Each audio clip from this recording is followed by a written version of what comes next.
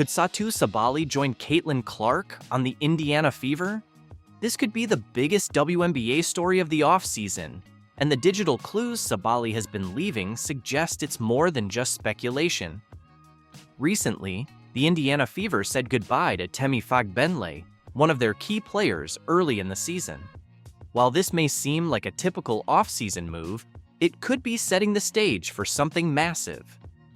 Satou Sabally, the Dallas Wings all-star forward, has made it clear she's a free agent and has been subtly hinting at her interest in joining the Fever. From strategically liking social media posts to engaging with content about teaming up with Caitlin Clark, Sabally's actions are speaking volumes. So she's come out and said she's a free agent, and then Overtime said Satou teaming up with Caitlin, kinda here for that narrative. On Instagram, Sabally has been particularly active. After announcing her free agency, she began liking posts about the Fever and their potential super team with Caitlin Clark. What's notable is her complete lack of engagement with posts from fans of other teams, including vocal Chicago Sky supporters. This is calculated. Sabally has even liked fan-created graphics showing her in a Fever jersey, something rare in a league where players typically avoid tampering speculation. This isn't just random behavior. The timing and pattern of her activities suggest intent. After the college season began and Caitlin Clark started dominating headlines, Sabally's engagement with Indiana-related content escalated. It's clear she's intrigued by what the Fever are building. Why does this matter? The Fever are at a pivotal moment. They have Aaliyah Boston, who had a historic season, and of course, we all know what Caitlin Clark has been up to. But they still need a veteran superstar to complete the picture. Sabally, at 6 feet 4 inches with guard-like skills, could be the missing piece. Last season, Sabally averaged nearly 19 points and 8.5 rebounds per game. She's a versatile forward who can stretch the floor, defend multiple positions, and dominate in the paint. Pairing her with Boston and Clark would create a lineup that's not just competitive, but potentially dominant for years. And let's not forget Kelsey Mitchell, a proven scorer who would thrive with defenses unable to focus solely on her. But how could the Fever actually get Sabally? The Wings could use the core designation to retain her rights, similar to the franchise tag in other sports. However, history shows that forcing players to stay often backfires. Elena Delle Donne and Diana Taurasi both pushed their way to preferred destinations despite being cored. A sign and trade deal might be the best solution for all parties. A likely trade package could include Nalissa Smith, the 8th pick in the upcoming draft, and a future first-round pick. Smith is a promising young forward with significant upside, and the draft pick would allow Dallas to add more young talent. For the Fever, giving up these assets is worth it to secure a proven superstar like Sabally. This potential move isn't just about the Fever, it's about the league. With super teams already established in New York and Las Vegas, the WNBA needs another team to balance the competitive landscape. Adding Sabally to a young core led by Boston and Clark could make Indiana that team. It would also shift the narrative around Indiana as a free agent destination, turning them into one of the most exciting franchises in the league. The timing is perfect for both Sabally and the Fever. At 25 years old, Sabally is entering her prime. The Fever have cap space to offer a max contract without compromising their roster, thanks to their young core still being on rookie deals. Bringing in Sabally would solidify their transformation from a rebuilding team to a legitimate contender. This move could also have a ripple effect beyond basketball. The Fever would instantly become one of the most marketable teams in the league, drawing attention to a smaller market and contributing to the WNBA's growth. Sabally joining forces with Clark and Boston wouldn't just create a team, it would create a dynasty capable of dominating the league for years to come. The reality is that as far from a marketing perspective, Caitlin Clark is worth more than almost any pro basketball player in the world, if we're like purely talking about giving the money for endorsement deals. Today, we're diving into the real story behind Caitlin Clark's wealth. Her WNBA salary? Just the tip of the iceberg. Discover how she's cashing in big with speaking gigs that outpace her on-court earnings.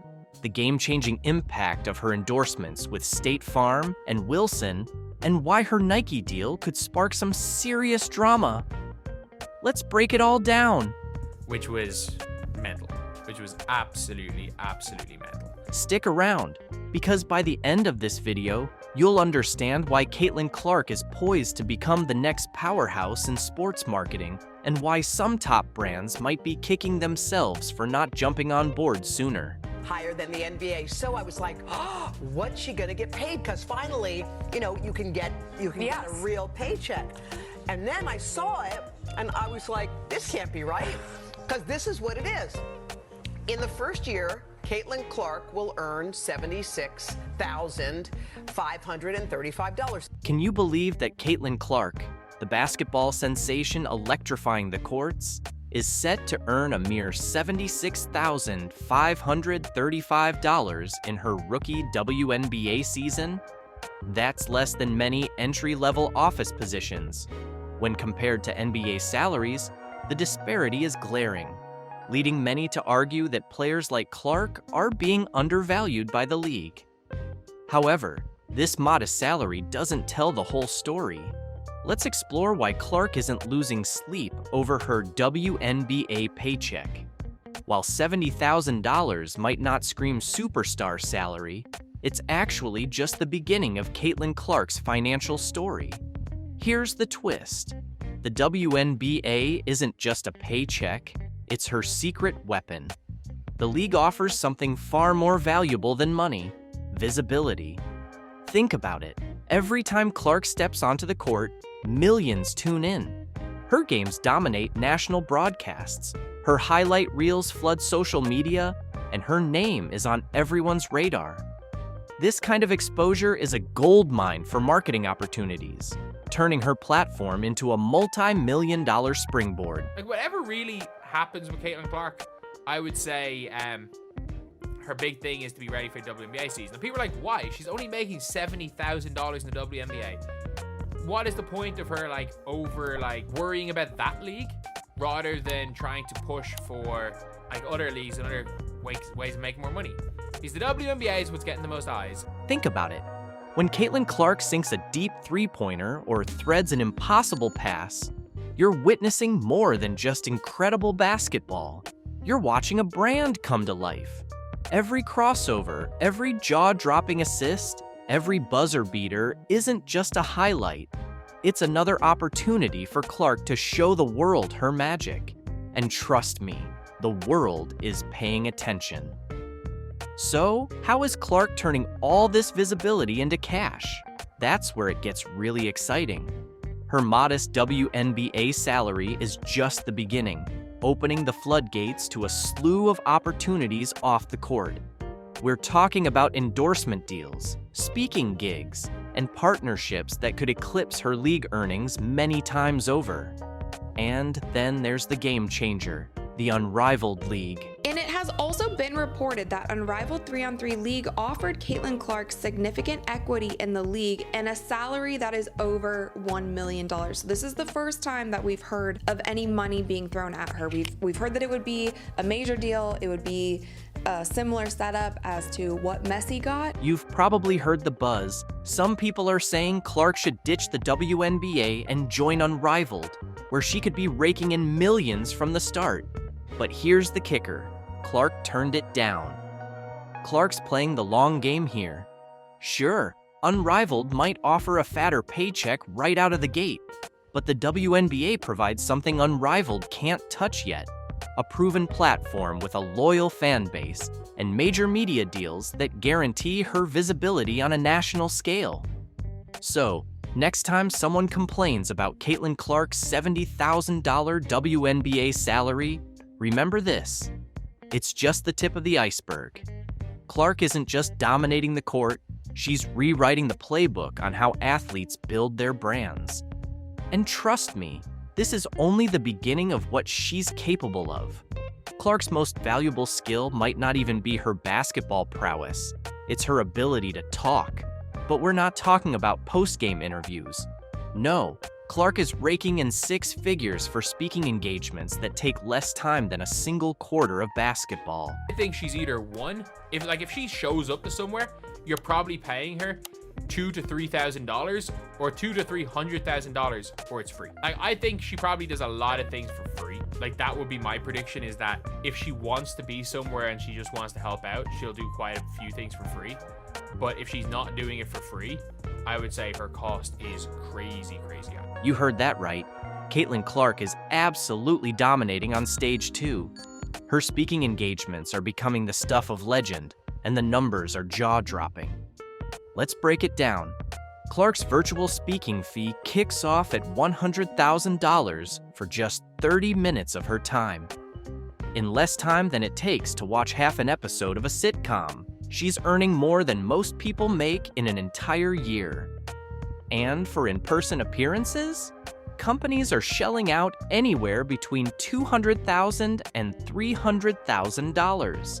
That's the price of a house in some parts of the country for just one appearance. Clark has already done at least 6 speaking engagements in the past year alone. Do the math, and you're looking at potential earnings in the millions. And it's not just in-person events. These gigs are happening online too, with big-name companies ready to pay top dollar for her words. But why are companies willing to shell out so much just to hear Clark speak? It all comes down to her star power. Every time Clark steps onto the WNBA court, her profile gets bigger. She's not just an athlete, she's a brand, an inspiration, a role model. Companies aren't just paying for her time, they're paying for the attention she commands, the excitement she stirs, and the influence she holds. Shaq went on Angel Reese's podcast this week and shared his billion-dollar idea for the WNBA. In the next few minutes, you'll witness the moment that rattled women's basketball to its foundation. We have Shaq, Angel Reese, and a whole lot of uncomfortable truths to unpack. Bro, a pretty girl dunking on the rim, I'm watching that all the time. You laughing. A man is not turned on by no woman that's dunking. It ain't about being turned on. It's about seeing stuff that you're not supposed to see. Here's what's ahead. We'll reveal the exact words from Shaq that made Angel uncomfortable, showcase the statistics that support his claims, and explain why this one conversation could potentially alter the future of the WNBA. Stay tuned, because this is going to be intriguing. Shaq just dropped a truth bomb that has the entire basketball world buzzing. We're talking about a 4-time NBA champion, a Hall of Famer, and a business mogul worth over $400 million. When Shaq talks, people pay attention, and he certainly had a lot to say about the WNBA. Picture this: Shaq sitting there, calm and collected, as he discusses ways to make the WNBA more exciting. His suggestion? Lower the rims.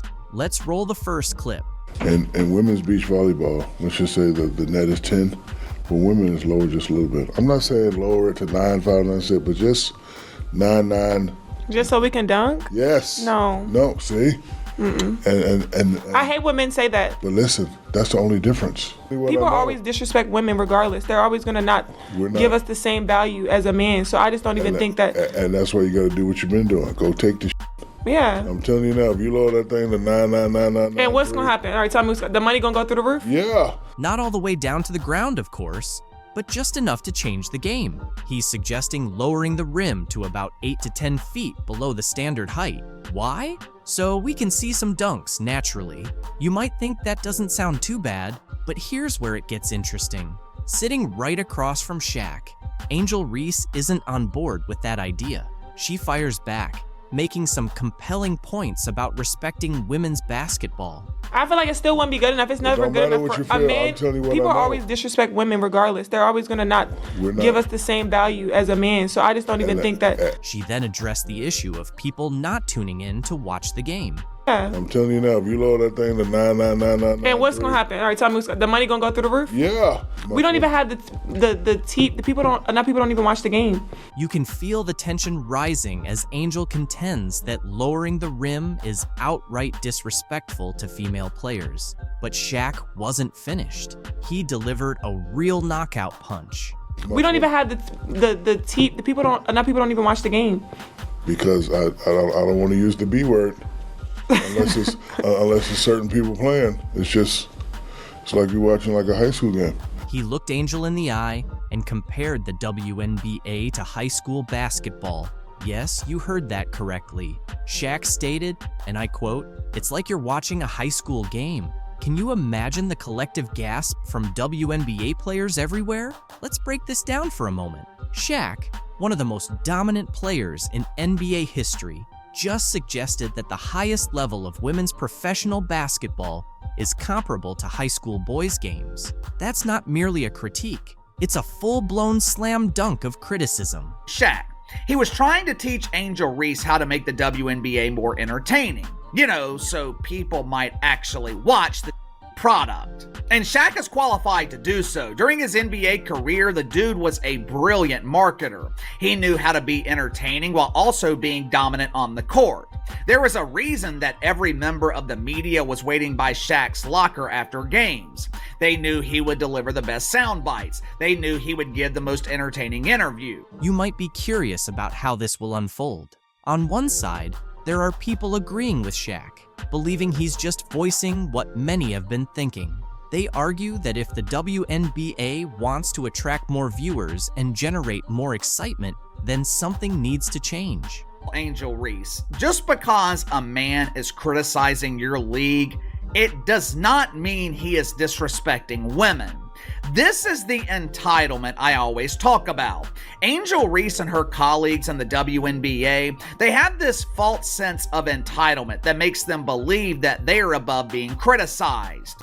Anytime they are criticized, they want to play the victim. Men don't respect women. Oh yeah? On the flip side, there's a large group of upset fans and players who believe Shaq's comments are disrespectful and outdated, arguing that his approach is misguided. A surprising figure has come forward to support Caitlin Clark. While she's been celebrated by many NBA greats, the response from the WNBA community has been mixed, often marked by envy instead of respect. It's an unusual dynamic that brings attention to the difference in how men's and women's basketball players view Clark's impressive rise. On the men's side, one of the first to openly back her was none other than Stephen Curry. You can't help but watch when she plays, where she's shooting from, the range, the confidence, the flair. Like, she's a performer. Curry, whose long-range shooting has transformed the NBA, sees a lot of his own style in Clark's game. In an interview, he shared that while her shooting range and style are clearly similar to his, focusing only on those aspects takes away from appreciating the rest of her game. I saw somebody break down the release time, which is pretty much identical to mine. Curry was quick to note that although Clark's shooting grabs the spotlight, her full skill set is what truly stands out. Her court vision, passing, and ability to consistently fill up the stat sheet show she's a well-rounded player. It's crazy though, just because her shot it's like that, it's at that level. But if you really watch, like her floor game is as impressive, so it's kind of the total package. He described her shooting ability as her superpower, but emphasized that it's her entire skill set that truly sets her apart. LeBron James, another NBA icon, shared a similar sentiment, voicing his admiration for everything Clark has achieved on the court. Caitlin Clark is the reason why a lot of great things is going to happen for the WNBA. But for her individually, I don't think she should get involved on nothing that's being said. Just go, have fun, enjoy. After watching Clark dominate the scoreboard in an NCAA tournament game, LeBron James couldn't help but see similarities between her and himself. Just as he did early in his career, Clark has often shouldered the responsibility of leading her team to victory, single-handedly shifting game momentum. In his words, Caitlin Clark is the kind of player who can take over a game, lifting her teammates while still excelling on her own. A high compliment from someone who knows all about carrying a team. But there's more to Clark than her skills on the court. Being from Indiana, specifically the Indianapolis area, her rise naturally draws comparisons to one of basketball's all-time legends, Larry Bird. In the 1980s, Bird was more than just a player. He was an icon, known for his relentless work ethic, gritty style, and fierce competitiveness. So it's no surprise that as Clark kept breaking records, comparisons to Bird's Indiana-rooted style of basketball brilliance began to emerge. And it wasn't just the hometown connection drawing attention. Magic Johnson, Bird's longtime rival, also spoke about Clark's impact, comparing her budding rivalry with Angel Reese to his own storied battles with Bird in the 1980s. Johnson pointed out that while rivalries can get intense, they also raise the level of the game and draw more fans to the sport. We have to understand that both Caitlin, Angel, and Brink, who plays for my Sparks, they made the WNBA better. They're going to be tested by these incredible women who've been in the league for a long time. Caitlin is the most popular WNBA player, but she's not the best at this time. Just like Larry and I were not the best when we entered the league. We became the best later on by our play. Caitlin still has to play great to become the best WNBA player. In Johnson's words, Caitlin and Angel have brought back that classic spirit of basketball, where everyone's eagerly watching to see what'll happen next. It's like Larry and me all over again, he said. And now, Larry Bird himself has finally spoken up about Clark. Though he's been mostly quiet on the topic until now, Bird recently offered her some advice as she faces rising criticism both on and off the court. He urged her to keep her focus, reminding her that while critics will always be around, they won't stick. What you're doing now, Bird told her, is going to be remembered forever. The people tearing you down, they'll fade away. Trust me, I've been there. I'm really excited for this new beginning and to build something from the ground up here with the Valkyries. As the WNBA undergoes its first expansion in nearly 20 years, the Golden State Valkyries step onto the scene, poised to make a significant impact. Kate Martin makes her much-anticipated return to the court, now proudly wearing the new franchise's jersey and shouldering immense expectations. Unfortunately, A'ja Wilson is displeased with this development and appears to hold resentment toward Kate, viewing her actions as a betrayal. Yeah, honestly, my focus has just been getting better. I mean, all around. I had a decent rookie season, but I just know something that's really cool about me is that my ceiling is very high. Meanwhile, reigning MVP A'ja Wilson is feeling increasing pressure as she watches rivals and newcomers aggressively enhance their game. With Caitlin Clark already emerging as the next major star, brace yourself for a season that promises a true transformation on the court. Envision the scenario after many years without a significant shift. The WNBA is finally undergoing a substantial expansion. The last time something of this magnitude occurred was nearly 2 decades ago, and now the Golden State Valkyries are stepping into the league with all the fanfare and excitement. I have a lot of room to grow. Always working on my shot, always working on being quicker, but behind the scenes, analysts, players, and fans were restless, eagerly speculating about the names selected in the WNBA expansion draft. Amid corridor whispers, leaked information, and bold assumptions, one name stood out: Kate Martin, officially chosen by the Golden State Valkyries. Her acquisition is poised to shift the league's power dynamics, directly impacting established stars like current MVP A'ja Wilson. With the Valkyries entering the league amidst the first major expansion in nearly 2 decades, Kate Martin becomes a central figure for the ambitious new franchise. Her presence not only energizes the already massive fan base, but also signifies the Valkyries' intent to make a significant mark.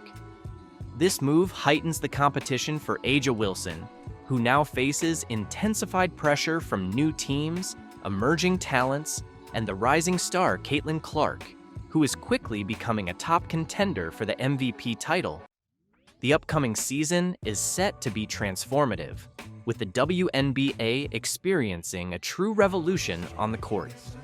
The Golden State Valkyries, backed by Kate Martin, are ready to challenge the status quo, while the Indiana Fever are meticulously rebuilding to reclaim their prominence.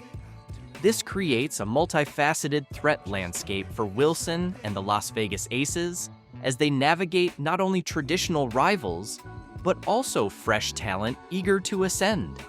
Caitlin Clark's emergence adds another layer of excitement and tension.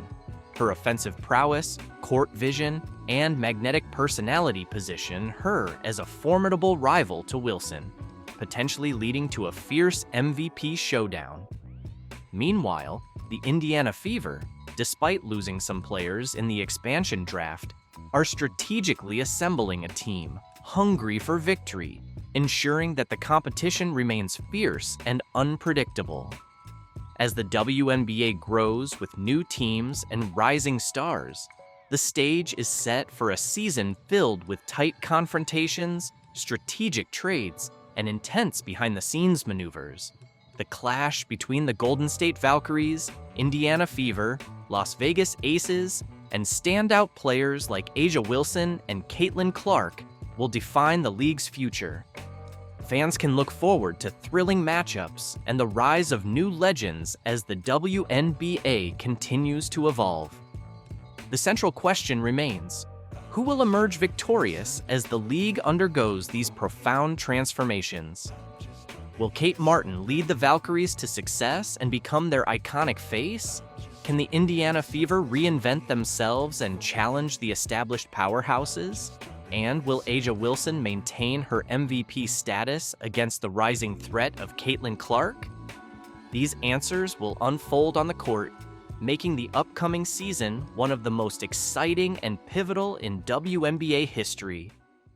This is a place where players can come and get better and be surrounded by an organization that supports you. They're going to have everything they need to be successful. So the Indiana Fever are about to make a huge move in WNBA history. They're not just aiming for one star player, not even two. They're targeting 10 game-changing free agents who could make them serious title contenders. You might be wondering, how can they afford all that talent? Well, that's where you're mistaken. The Fever have a secret weapon, Kelly Krauskopf. She's back with the team this year, and she's got a bold vision. Kelly's not here to play it safe. She's here to get things done. I know the free agent situation in the WNBA, but are you in a position where you can add some pieces? Yes, we are. We're definitely in a position, and I would think that if you are a smart basketball player and you watch the way she plays, you would want to play with her. With her vast network and resources, Kelly is determined to make Indiana the hottest spot in the WNBA. Her strategy is bold, and it's already catching everyone's attention. You won't believe the plans she has in store to turn the Fever into a true powerhouse. You know that moment in a movie when the two main characters finally join forces, and you just know you're about to see something incredible? That's the vibe right now, because Caitlin Clark and Kelsey Mitchell are about to team up for the Indiana Fever. Good thing for women's basketball. I'm playing alongside this kid, so it makes everything, a little bit more dramatic, and like the people are coming out to see this person. So we just do what we can. We embrace it. I'm pretty sure our organization can feed off of it. Let's take a moment to focus on Kelsey Mitchell. Did you know she averaged 19.2 points per game last season? That's not just impressive. That's all-star caliber. And it's not like she had just a few good nights either. After the Olympic break, Mitchell went on a scoring spree, putting up 20 or more points in 7 straight games. Imagine trying to guard someone that reliable. Now, think about Mitchell teaming up with Caitlin Clark. We're talking about two of the top shooters in the game coming together.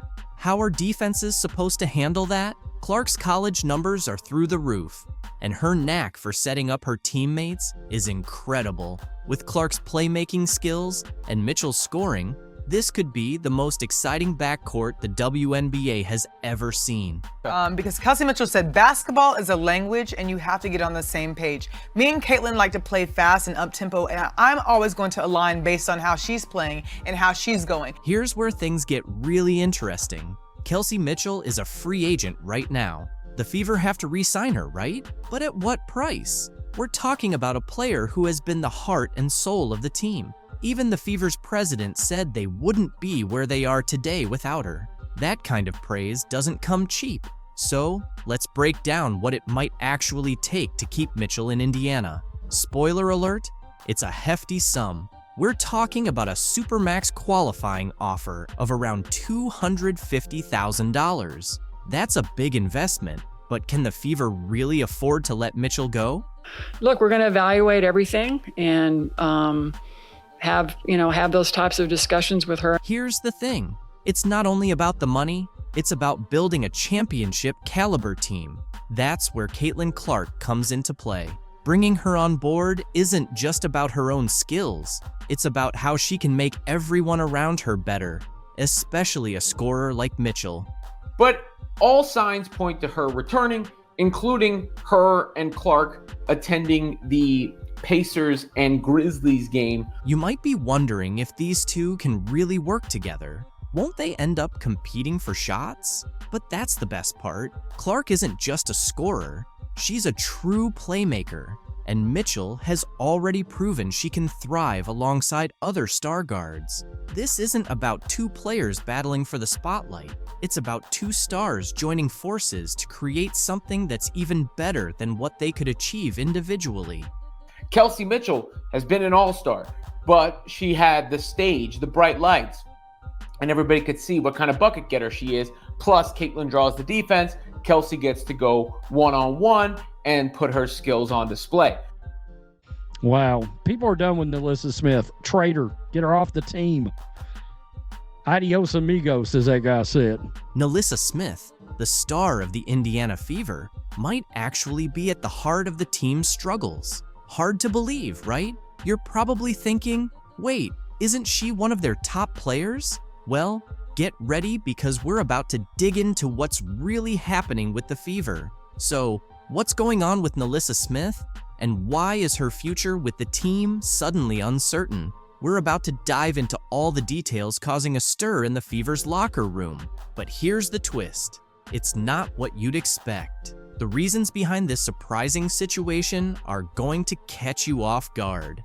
You know, I believe truly in my heart that connected teams are winning teams. And so people who fit, players who fit the culture of the Indiana Fever and where we are and where we're moving towards. You know something's up when a new coach starts emphasizing culture and everyone embracing their roles, right? Well, that's exactly what happened when Stephanie White took over at the Indiana Fever. Let's go back to her first press conference. It was all smiles and big ambitions, but something didn't quite add up. White kept going on about building around a core group of 3, and it felt a bit off. Caitlin Clark, a generational player, and Aaliyah Boston, certainly when you think about back-to-back Rookie of the Years and what each of those players have done up until this point for their universities in the game of basketball, for the women's basketball culture and community, it's unprecedented. And to be able to work with those guys and Kelsey Mitchell, who I think has weathered the storm of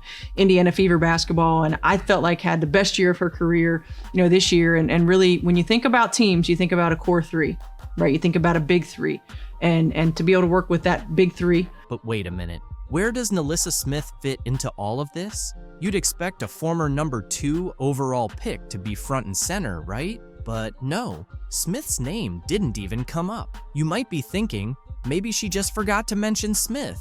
But let's be real, this is a player who was supposed to be the future of the franchise. We want players that will fit in seamlessly with our core 3, which includes Kelsey Mitchell. We want players to fit in seamlessly with the core 3. We want players that will play a role and will embrace their role. And we want players that will fit in with the culture and the team. The new coach kept emphasizing words like unity and commitment. Pretty subtle, right? It felt like she was sending a message without saying it outright. But White didn't stop there. she kept talking about what she wants in a player. She made a point of saying that success isn't just about individual talent. It's about a team's willingness to go to battle together every single day. Is it just me? Or does that sound like she's taking a direct shot at someone? Because every single thing that she described wanting to build around Kelsey Mitchell, Caitlin Clark, and Aaliyah Boston is the opposite of what Nalissa Smith is. It gets even more interesting. White started outlining what she wants in her ideal player, and it was almost as if she was reading off an anti-Nalissa checklist. She mentioned wanting players who can embrace their roles and fit in seamlessly with the core three. Ouch, that's got to sting if you're Smith, right? Well, it's becoming pretty clear that White's vision for the Fever's future doesn't seem to include Smith. She's focused on building a team of players who are fully committed to each other and the franchise's long-term goals. And let's be honest, with all the drama surrounding Smith lately, it's tough to see how she fits into that picture. To another level. You know, you've got incredibly talented players right here in Caitlin and Aaliyah and Lexi, a team that was incredibly fun to watch, very tough to game plan against. So I'm glad I'm going to get to work with you guys, work with you ladies, instead of having to think about how to stop you. And Iowa has Caitlin Clark, who's become this huge star. She's amazing, and she's getting all this attention, and some nasty press reporters are upset about it. Did you catch what just happened? Megyn Kelly, yes, that Megyn Kelly, just made some explosive comments about the WNBA, and she's not holding back. She's calling out the league for treating Caitlin Clark like she's the enemy. Hard to believe, right? So, what exactly did Kelly say that's got the WNBA so stirred up? Her blunt remarks about Caitlin Clark have lit up the basketball world, sparking a huge reaction across the league. Kelly didn't mince words, and now her comments have everyone on edge. Let's dive into the details everyone's buzzing about. But she came out to say her own scoring record stands despite Caitlin Clark beating it, because I guess they didn't have three-pointers when she was playing, which is just ridiculous. Kelly didn't hold back when she criticized the WNBA for its treatment of Clark. She bluntly stated that what's happening to Clark is really that serious. Can you believe it? This isn't just some offhand comment. Kelly's words carry significant weight. So she's getting a lot of hate from people like that. Of course, Jamel Hill has weighed in, like a lot of people taking shots at her. You might be wondering, since when does Megyn Kelly care about basketball? And that's a fair question. She typically doesn't involve herself in sports drama. So why is she speaking out now? The reason is that what's happening to Clark is so outrageous that even Kelly felt compelled to voice her opinion. She's been in the WNBA for 2 minutes. There's no reason to hate her other than the amount of attention she's getting and her skin color. I mean, would this be happening to a black Caitlin Clark? No. Getting the same amount of attention. This is where things really heat up. Kelly revealed that some players are actively targeting Clark on the court. She's not referring to just tough defense or regular competition. She's saying that Clark is experiencing outright abuse. And get this, she claims the league is allowing it to happen. How wild is that? And it's resulted in physical alterations on the court that don't get called as fouls, that the girls then deny were intentional. And Caitlin Clark always takes the high road. She never, points the finger, but it happened again. But Kelly didn't stop there. She linked Clark's treatment to larger issues in women's sports. You know how Clark has been in the spotlight a lot recently? Well, Kelly made a shocking statement saying that.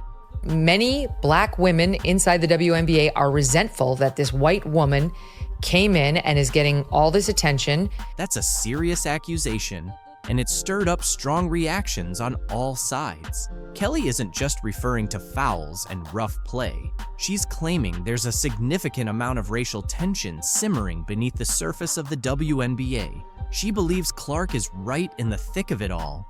The people weren't going, Jake, because they were homophobic, racists. That's why the other girls resent Caitlin getting attention, because she's not black. You might be asking yourself if Kelly is correct about all this. That's the million-dollar question. One thing is certain, though. Her comments are prompting everyone to seriously examine what's really happening in the league. Kelly believes that Clark is turning the sport into something mainstream. And if that's the case, it seems not everyone is pleased about it. These are the highest ratings in more than 10 years. And it is 100% because of Caitlin Clark. Those are regular NBA ratings. Like if you get a couple million people watching an NBA game, you're pretty happy as a network guy. She is the Michael Jordan. Like I know you're not a major basketball Him, person, I know. but she is the Michael Jordan of female basketball. Every single player in that league, every single coach, manager, janitor, anyone who has anything to do with that league should be bowing at the altar of this woman. She is transforming the sport into something mainstream, which is what the WNBA was set out to do. And I think it started in 1994 or 1995. This isn't just some drama. It's a major earthquake rocking the WNBA. And believe me, we're only witnessing the initial tremors. The aftershocks from Kelly's bombshell are going to be felt for a long time. Caitlin Clark's golf debut just made me so upset with the WNBA because the LPGA just did everything that the WNBA should have been doing this season. Caitlin Clark made waves in the world of women's sports, but this time, it wasn't on the basketball court. Her impressive debut at an LPGA Pro-Am event created quite a buzz, leaving both fans and critics amazed. Now from this event, I have only seen and heard of positive things. I didn't hear one thing about how her fans are toxic. I didn't hear one thing about there being too much spotlight on Caitlin Clark and it should have maybe been on the professional golfers that are there. We didn't hear any of that. While the LPGA rolled out the red carpet for her, the WNBA's lack of response was impossible to ignore. What's really happening behind the scenes? I honestly just got so triggered by Caitlin Clark's golf debut, and it is no fault of hers that I got upset. It is the fault of the WNBA because the LPGA just did everything. Caitlin Clark is now a household name, not only for her WNBA success, but also for her unexpected performance in golf. Her appearance at the LPGA Pro-Am wasn't just a typical celebrity cameo, it turned into a nationally spotlighted event. Fans showed up in droves, pushing for the tournament to be broadcast. And when it finally aired, the LPGA struck gold. They didn't just include Caitlin, they made her the star of the entire event. How this Pro-Am event originally wasn't even going to be televised, but there were so many fans who were emailing the organization saying, how can we watch Caitlin? Can we come to the event? Can you live stream it? All of these things. And it ended up being put on television. Let's break it down. The LPGA didn't just get lucky with this opportunity, they planned it with precision. They paired Caitlin with Nelly Korda, the top-ranked golfer in the world. Think about it, one of the biggest stars in women's basketball teaming up with the best golfer around. That's not a coincidence.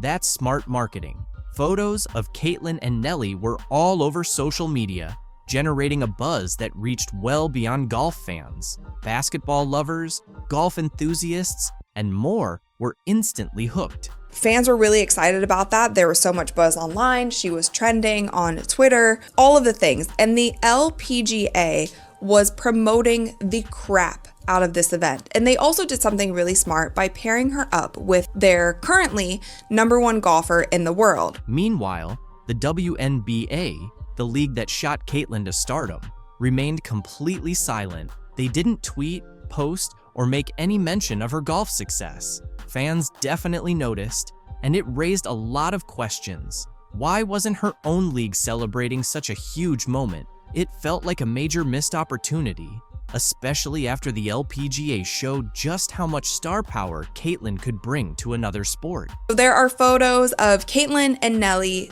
literally everywhere, and the LPGA was so smart in doing this because they knew that there would be so many eyeballs on Caitlin. So if they put their #1 golfer, who is currently leading the sport and pushing the sport ahead, if they put her next to Caitlin for the entire event, that's just great. It's great for Nelly and it's great for everyone else. It wasn't just the LPGA that jumped on Caitlin's star power. Media outlets were all over the story too.